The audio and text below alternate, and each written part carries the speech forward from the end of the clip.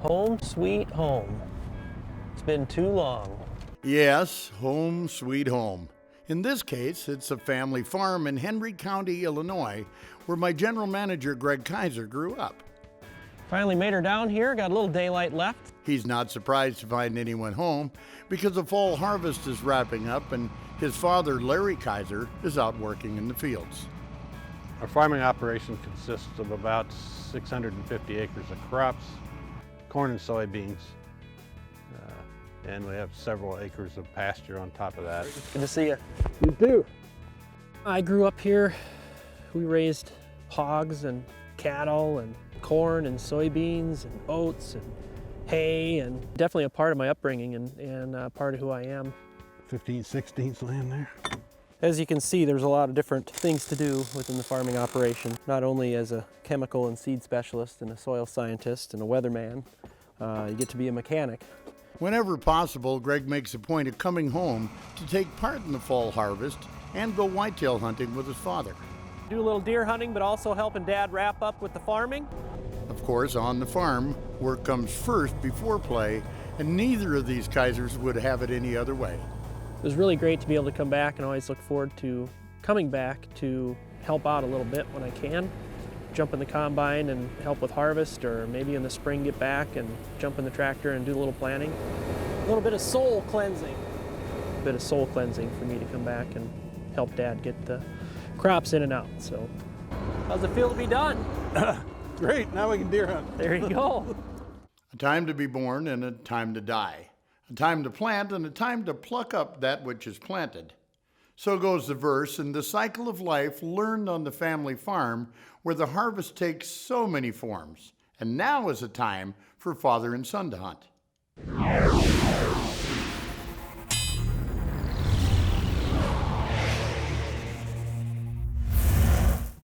Call it hunt dry technology. We probably should have done this last night, but I think we'll be okay. Well, you know, Central Illinois has always been known for big deer. Got the Golden Triangle down Quincy Way. First morning. Got the crossbow, got the sticks. We're blessed to have a spot right here that holds some big deer. We've got river bottom, we've got a nice patch of timber. There's some bigger timber to the west all along this river. So it really is kind of a focal point for deer right here on this farm and right in this area. I just want to come alive. Get down here. I'm with the crossbow. In his favorite spot here.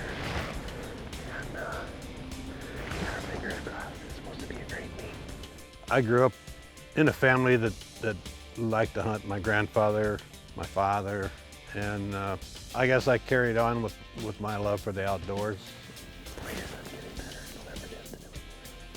And I still enjoy being in the timber, going early in the morning and watching the sun come up and everything is quiet and beautiful.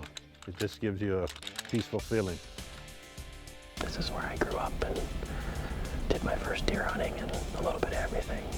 So it's really fun to come back and spend some time out in the woods and be able to spend it together like this in the blind. It's really pretty fantastic. Let's go get some biscuits and gravy. Yeah. Dad was always really supportive of the outdoors. Fishing here, a little pheasant hunting, quail hunting. Used to have Hungarian partridge. We did it all. Part of our family, part of our culture here. And got us a new decoy. We're gonna spray this puppy down with scent killer. We know that scent killer will work well to take the scent off, and then we'll add a little estrus scent in the area as if he's tending to a doe.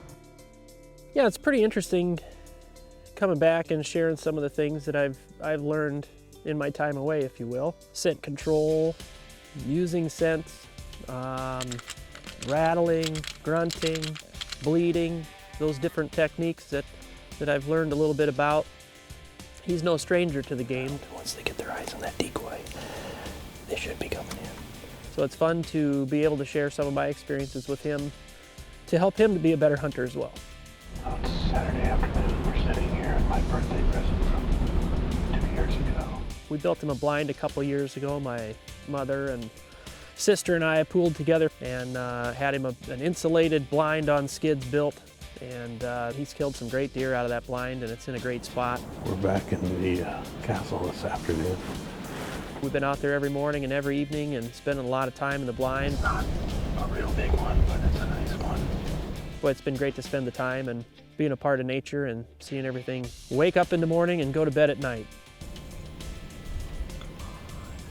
Greg has generally always hunted with me. He started enjoying the outdoors probably most as a fisherman. We have a pond on our property and he fished there a lot. He spent a lot of time there. He was a coon hunter, and as soon as he could hunt deer, he did. He very much enjoys the outdoors, and I'm glad that I passed that on to him.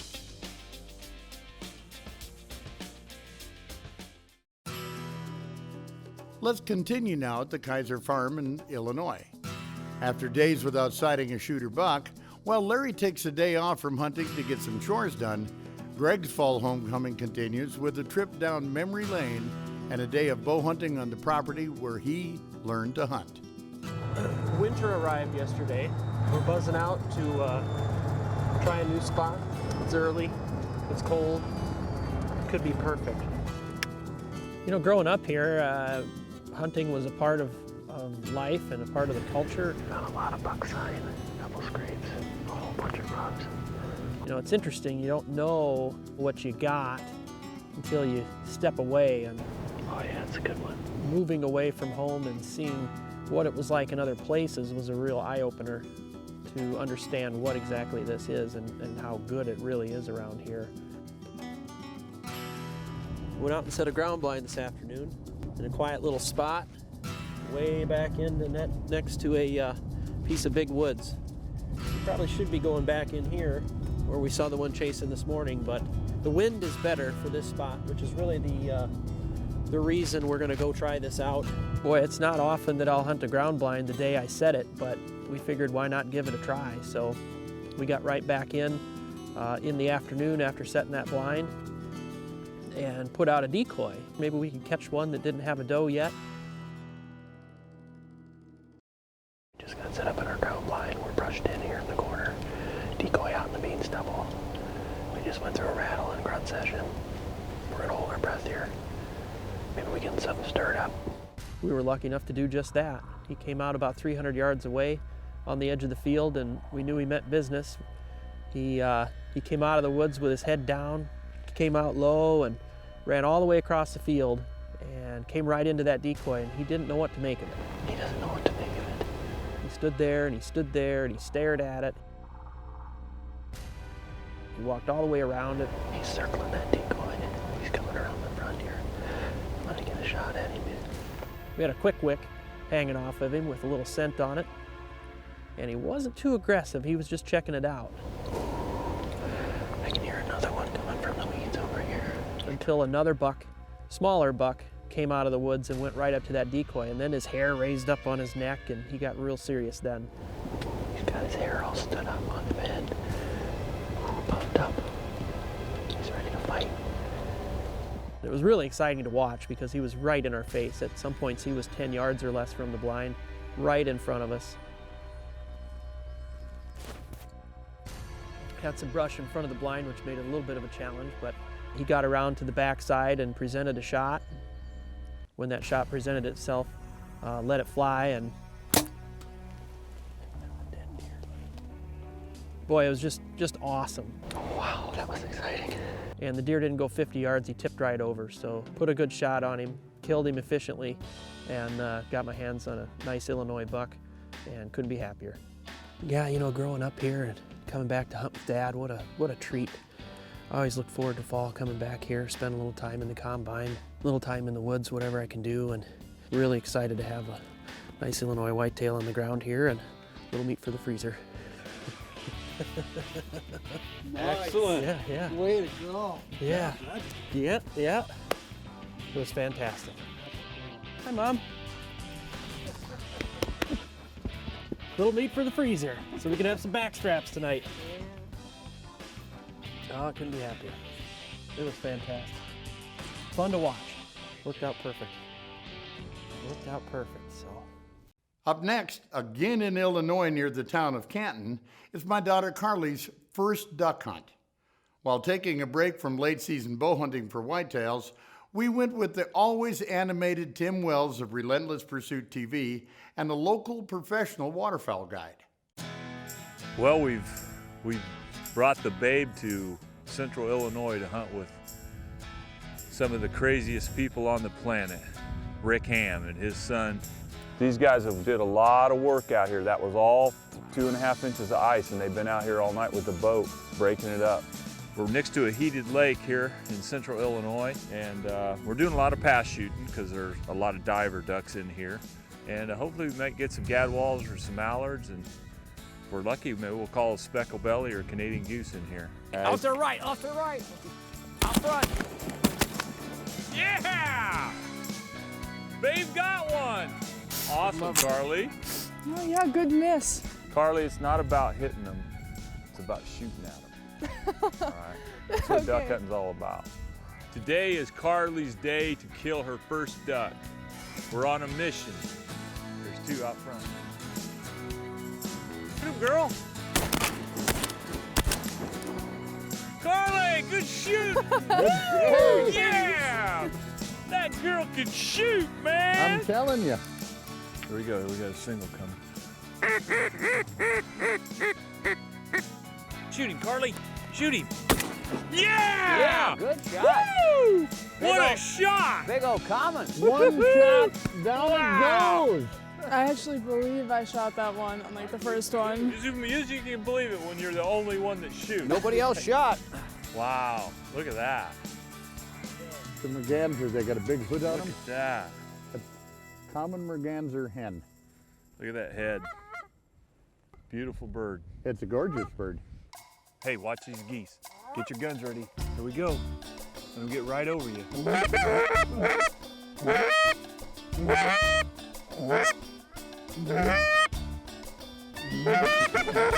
Now, the babe scores. Well, the proof right there is better to be lucky than good. Ooh, look at this big flock. Right in front Yeah, coming see him, in. Karlee? Let him get closer. Oh, a black mallard! This girl right here is the luckiest girl in the duck camp.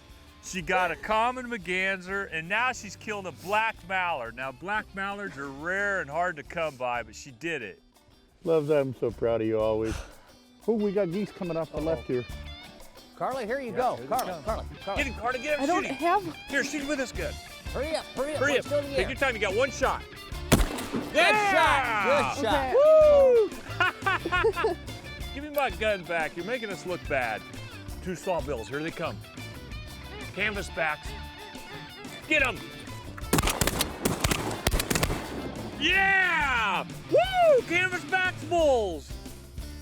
Wow! This is a great day. We're getting all kind of freaky ducks. Canvas backs, black mallards. Karlee got another one too. I seen it. Woohoo! Two big old drakes. That is awesome. Big old mature bull. That is a beautiful bird. That's That's what a gorgeous duck. duck hunting's all about right there. A big old bull canvasback. We got a canvasback, and Karlee, they're trying to pick up the duck right now, killed the trophy of the day, which is a black mallard. Black duck mallard. This is a drake. When they fly up in the sky with a flock of mallards, you can see them. They look a lot like a normal mallard, but he's just black in the sky. It's been a fun morning. It's certainly a mixed bag. I love shooting ducks. Nothing funner than shooting ducks. The Great Taste from Chris's Kitchen, brought to you by the Great Taste of Johnsonville Sausage. Hi everybody, and thanks for joining me today for a kid's classic treat called Venison Pizza Bake. I selected a kid's favorite because shortly after returning home from hunting with his dad on the family farm last fall, Greg received the news that within about 9 months or so, he was about to become a first-time dad. And even though I'm sure that little gal or fella isn't going to be chowing down on any venison for quite a while, I thought this would be a great recipe to share. Now here's how it's made. Ground venison. And I like to put a little bit of onion in. Okay, now that our ground venison is all brown, I'm gonna start making our bake. which I've just boiled up some elbow noodles. And I'm just going to put a thin layer of those on the bottom. Then I'm going to add a little bit of our venison mixture with onions, a little bit of mushrooms, and then you take your pizza sauce and just drizzle that over the top of that. Make sure you save some for the next layer. I like to add a little bit of salt and pepper, and of course a layer of cheese. Now we're just going to keep doing this until everything is gone, so it'll be actually 2 layers. This is a 2-quart pan. So now we'll start with the noodles again, and the hamburger. And like I said, you can add just about anything you'd want, anything you like on a pizza. The mushrooms again. And I've already preheated my oven to 350 degrees. So the oven's nice and hot. And then the very last final one is cheese on the top. And you're just going to put this in the oven until this is heated through and the cheese is melted and nice and brown.